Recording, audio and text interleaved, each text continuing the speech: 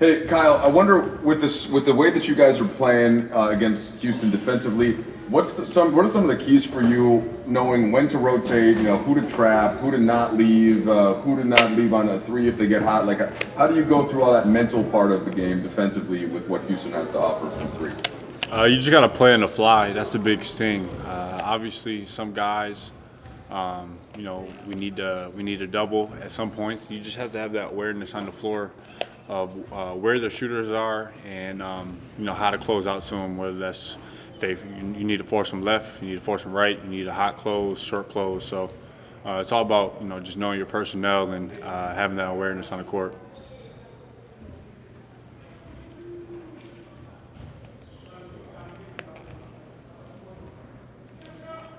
Hey, Kuz, just get your thoughts from game one to game two for you personally.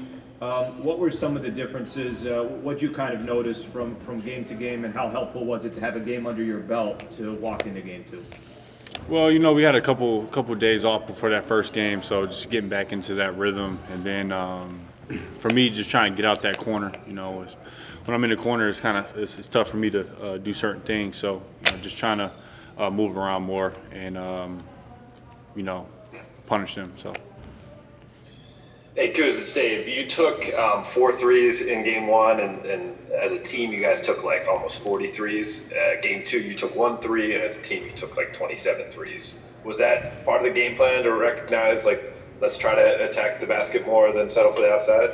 No, not necessarily. You kind of just take what the defense gives you. We just hit shots last night, and it's just the flow of the game. Sometimes you get more threes, sometimes you get less shots. So it's all about the flow.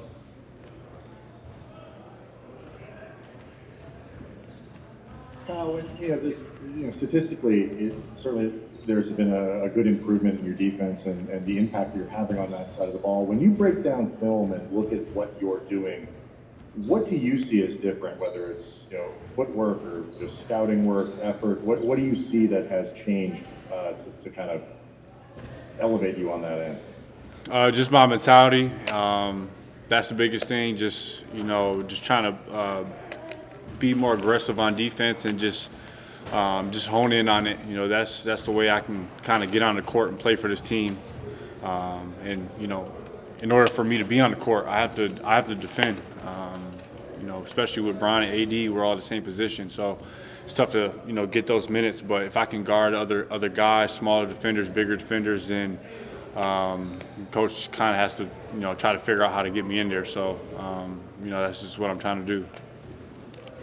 Hey Kyle, with the typical playoff cues not being in the NBA bubble, such as fans going wild and the intensity around that, I'm curious, what have you seen from your veteran teammates in terms of how they've tightened up, how they've approached the postseason differently from the seeding games? I mean, I've never really been in the playoffs, pre-COVID, so I couldn't necessarily tell you the difference, but I think the seeding games is all about just getting that rhythm and feel back. Obviously, we haven't played in 5 months, and then you got 8 seeding games, so you just see the difference in the mental prep from everything, not just the veteran players, but also the coaches, advanced scouts, advanced game plans that are much different than regular season. Hey Kyle, Frank talked earlier about how defensively the way you guys have to play against Houston, the court being so spread with rotations and stuff, there's not a lot of margin for error. How do you guys go about dealing with the precision that's necessary and trying to cut down on those mistakes? Well, the best part about our defense outside of rim protection is our ability to fly around and rotate and scramble. So obviously we have a great defensive scheme and we all follow it to a T. We're all locked into it. We don't have a lot of practice time.